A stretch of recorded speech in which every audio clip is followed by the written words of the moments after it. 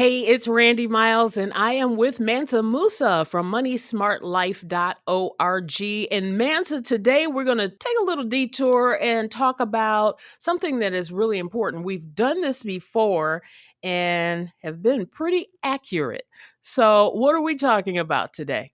Well, we want to take a look at the post pandemic economic outlook and forecast for our target audience, which is working class people. And what's some of the things they should look out for, what should be doing right now, and those kind of things. Because things have changed, right? And as people become more and more comfortable, they'll be out more, they'll be spending more. So here's what we want to let people be aware of: be aware of oncoming inflation because there's so much money in the economy now and more coming.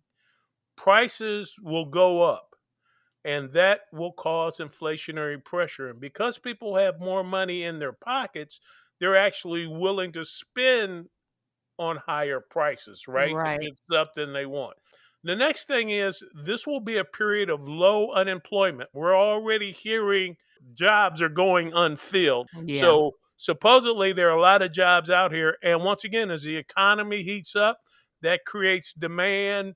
Retailers Mhm. and other suppliers, vendors, etc., have to put on more people.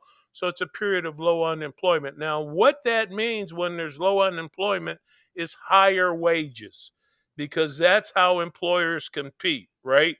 Right. Already we're seeing people that are offering $15 an hour or more. And signing bonuses. Exactly. So wages will be higher. The other thing is for working class people, this will be a period of lower or steady taxes. So Mm. your tax burden federally now, I don't know what the state and the municipalities are going to do.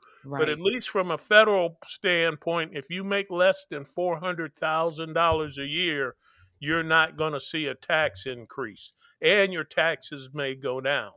Wow. Another important thing is starting July 15th, the child tax credit actually kicks in. Now, once Yes. again, we've talked about this before.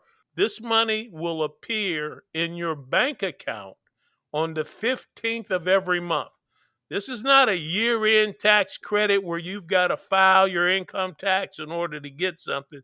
You're going to see real money, anywhere between $250 to $300 per child, depending on the age, that's going to show up in your bank account at least through July through September and possibly longer. So I love it. that's real money. It's going to take a lot of people out of the struggling mode. But, and once again, we talked about this in detail, and I Yep. encourage people to go back and look to it. But use the money strategically. Yes, you Yes, have please. immediate needs and things you've been postponing. Get that, understand that, spend that money wisely, but also try to be strategic with it and use it to build toward the future. Now, Yeah. here's some of the things that you can do now with the change in the economic situation. In the Bible, when Joseph took over for Pharaoh to handle the famine and the years of plenty, right? He had a different strategy depending whether it was a famine or years of plenty. Well, right now we're saying that this thing is opened up. We're definitely coming out of the famine stage for most people. So here's what you can do now. Number one, maximize your income. There's money around, maximize your income. Work extra hours, work extra shifts. Ask your company for a raise. There's wage pressure on these companies. Assuming your performance deserves it, now Right. that's an important Right. thing to keep in mind. You can ask for a wage increase. The next thing you want to do is rebuild your storehouse. Yes. We talked about the resiliency that a storehouse provides. We're talking about, remember, we said 3, 7, and 30 days worth of food and necessities. Now's the time to rebuild that. Here's the other thing: if inflation really does kick in, what you buy now is cheaper than you'd have to pay later. So Right. start now. It's summertime. Sometimes prices on foodstuffs and those things can be lower, but rebuild your storehouse. Try to get to that 30-day target. You don't have to swallow the elephant in one bite. We're not Right. talking about doing this on one weekend, but be conscientious about it. The next thing Absolutely. and final thing we want to encourage people to do that are working is save a higher portion of your gross income through payroll deduction. Whether it's your Good. 401k, whether you can do payroll deduction directly from your check and have it deposited in a savings account or some account separate from your regular checking account, Yes. we encourage people to do that. Incomes are going up. One of our strategies before we talked about a while ago was save one raise, spend one raise, right? Right.